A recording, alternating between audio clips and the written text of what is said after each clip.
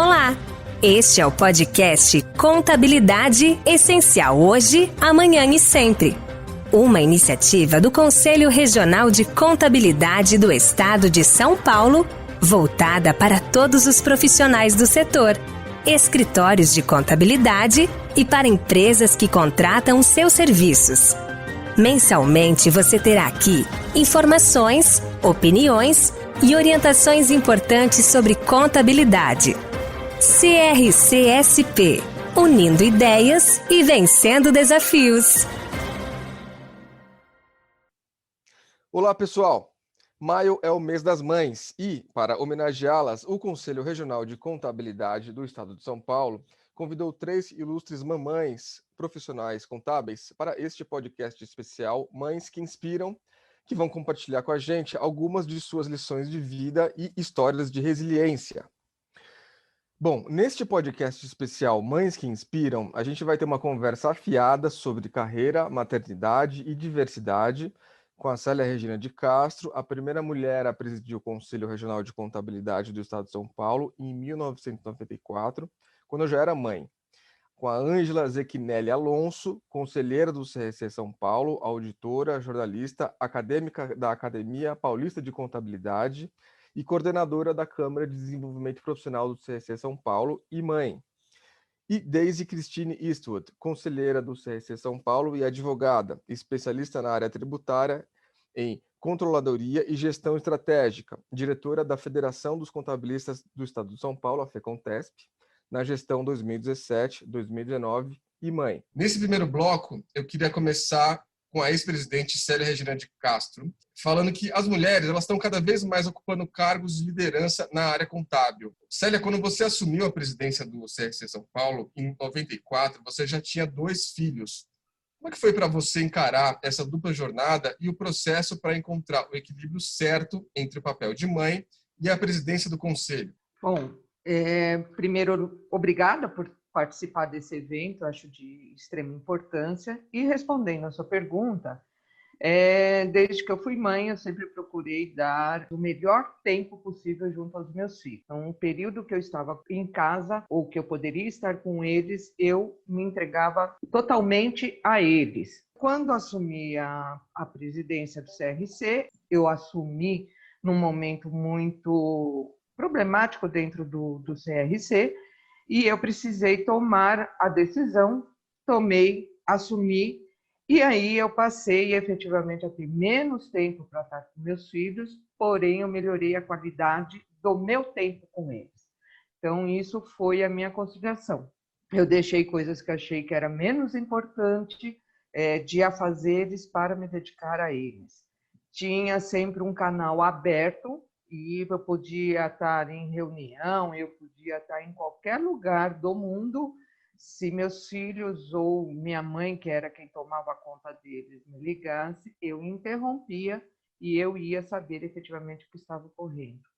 No conselho, quando eles eu ia dar minha contribuição, em que ia em reuniões ou em plenárias, muitas vezes a minha mãe levava meus filhos para passear no centro da cidade, que na época era um passeio efetivo.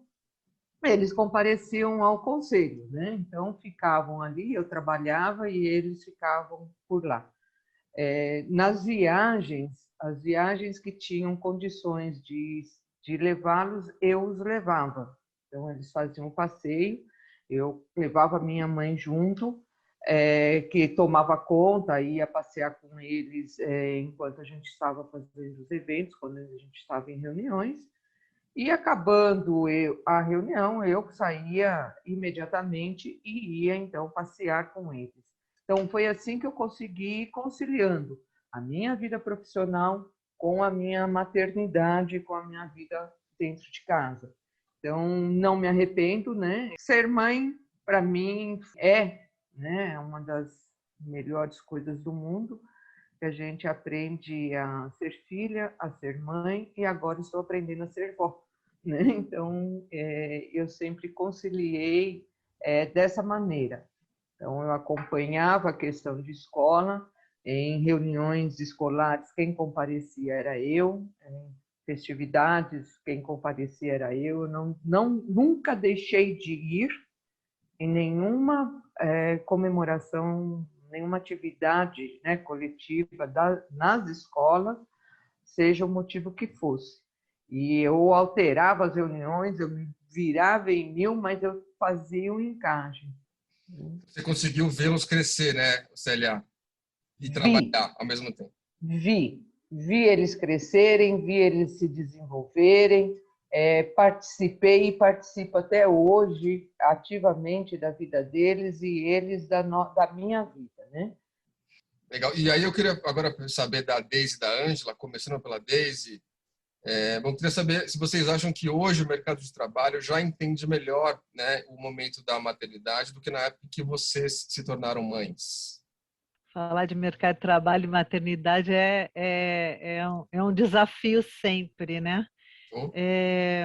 Sim, eu acredito que já tivemos avanços, mas ainda a mulher não é valorizada, né, como deveria ser em termos de salário, cargos, etc., em razão da maternidade, né? Então, a gente ainda tem essa discrepância no mercado de trabalho. Não é isso, Ângela?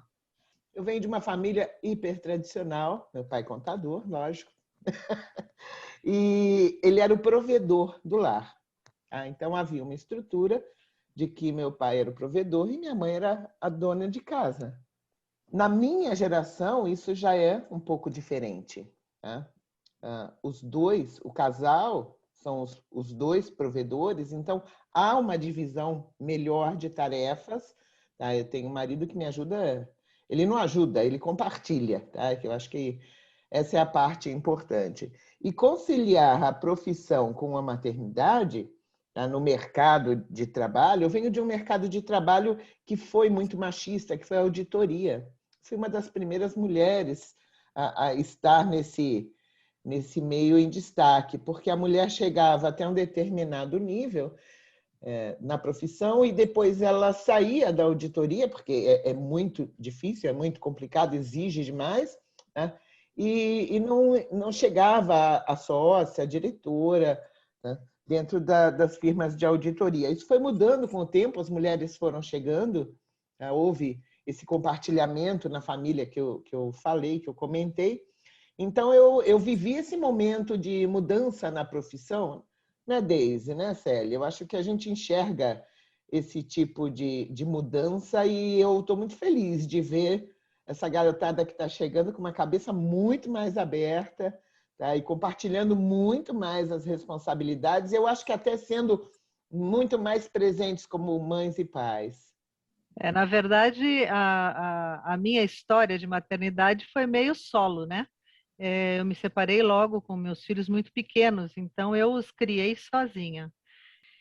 Mas os filhos meio que foram força motriz, né? É uma força motriz que vai te levando e você vai buscando chegar aos lugares ou às posições ou a ter melhores condições, sempre em razão deles. A minha vida foi meio assim, sempre em razão deles. Então, hoje, quando você vê uma filha CEO de uma multinacional, como é a minha, né? Meu filho também encaminhadíssimo na área que ele sempre gostou desde criança, você se sente meio que, né? Dá um orgulho, extasiada, né? assim. Não é? A gente... porque hoje são os meus ídolos, eles são os meus ídolos, e eles dizem que eu sou né, a ídola deles, mas não. A gente vê que valeu a pena todas as dificuldades para tê-los e para formar, né? Ângela, queria também te perguntar, esse dilema, carreira versus maternidade ou carreira e maternidade, você, né, já tinha uma carreira consolidada quando se tornou mãe e também queria saber como que foi conciliar, né, a maternidade com a vida profissional. O que você poderia dizer a uma profissional contábil que esteja passando por essa mesma fase agora? Então, eu já estava em auditoria a todo vapor, né? Com carreira. Então, não houve uma opção de não ter uma carreira para ser mãe. Não existiu nunca essa opção. Tá? Eu queria ter uma carreira e queria ser mãe. E foi muito bacana, porque após alguns problemas para engravidar e perder, e que a gente passa por isso, né? Nós entramos, eu e meu marido, nós entramos na fila de adoção e minha gravidez, eu sempre falo que ela durou 2 anos, porque foi o tempo que nós aguardamos na fila. E durante esse tempo eu era presidente do Ibracon na época. Então, durante esses 2 anos, todos os meus colegas profissionais, todos os familiares, todos os amigos, todo mundo estava junto comigo grávida. Todo mundo sabia que eu estava na fila de adoção, aguardando. E foi muito interessante porque, assim que terminou a minha presidência, o Fernando chegou. E a gente estava aguardando uma criança de 2, 3, 5 anos de idade. E quando a assistente social telefonou para a gente, ela falou, vem conhecer seu filho. Eu me emociono quando eu falo. Aí eu falei, nossa, ele é lá do Rio, de Petrópolis, né? Ele nasceu lá. Nossa, mas como ele é? Aí ele tem 7 dias. Então, não tinha roupinha, não tinha enxoval, não tinha tempo, tá? Não tinha absolutamente nada. Nós largamos as nossas vidas, eu e o meu marido, Maurício, largamos nossas vidas e fomos buscar nosso filho. E ele foi muito desejado, foi muito bem-vindo, muito amado e até hoje é o xodó de todo mundo. Minha maternidade, ela é estampada, é muito aberta, até porque a adoção costuma ser um tema velado. As pessoas têm medo de falar sobre isso e não pode ter. Né? Não é fácil adotar. Para você ser mãe por adoção, você tem que estar aberta ao amor. Mas quando você tem um filho biológico também, né? Você não escolhe o filho é que escolhe a gente. É a mesma coisa. Exato. Não é? Então, assim, eu recomendo a quem tem vontade de ser mãe por adoção, siga em frente. Fácil, não é? Assim como ser mãe biológica também não é, mas siga em frente, porque é muito gostoso. E está me dando a oportunidade de hoje estar aqui falando sobre isso, carreira e ser mãe. Legal. Célia e Deise, começando pela Célia, vocês acham que a maternidade as fez melhores profissionais? Ah, com certeza. As diversidades que a gente tem na vida faz com que a gente busque uma melhor condição, busque um melhor estar bem com você. Eu tenho certeza que se eu tivesse abandonado o meu trajeto, né, a minha formação profissional, com certeza eu seria uma pessoa pior. Eu tive uma experiência dessa dentro do meu escritório com uma mais amiga que colaboradora, que também teve problemas para engravidar, perdi o filho, etc. E tinha uma certa resistência com a questão da adoção. E eu fui uma das que fizeram ela entender de que o que interessava era a maternidade que ela queria, né? Era ser mãe. E hoje eu sou madrinha, óbvio, daquela criança linda que chegou e ela foi buscar, por sinal, na minha cidade, em Curitiba, né? E hoje está uma moça formada, trabalhando, e a realização dela é excepcional, né? Eu acho que é da mesma forma para você, Ângela. E eu acho que maternidade é isso, é o filho biológico, é o filho, é você se dedicar àquele ser, né? É ajudá-lo a crescer, é se preocupar com cada febre, com cada problema, será que a gente vai conseguir formar essa pessoa, né? Será que essa pessoa vai te reconhecer depois como importante na vida? Então, a maternidade, quando chega, ela chega mais com dúvidas do que com certezas, né? É um aprendizado de dia a dia, né? Um aprendizado diário, é muito. Exato. E é muito gostoso. E até trazendo a pergunta, é essa perspectiva que nos faz melhor, viu, Marcelo? É essa perspectiva de ela te faz mais humana. A maternidade te humaniza de uma forma, né? É amor incondicional, é incondicional. Você aprende a se doar. É na maternidade que você aprende a se doar. E isso que você leva, talvez, para a sua vida profissional e também para as entidades, né? Eu queria saber da Deise, né?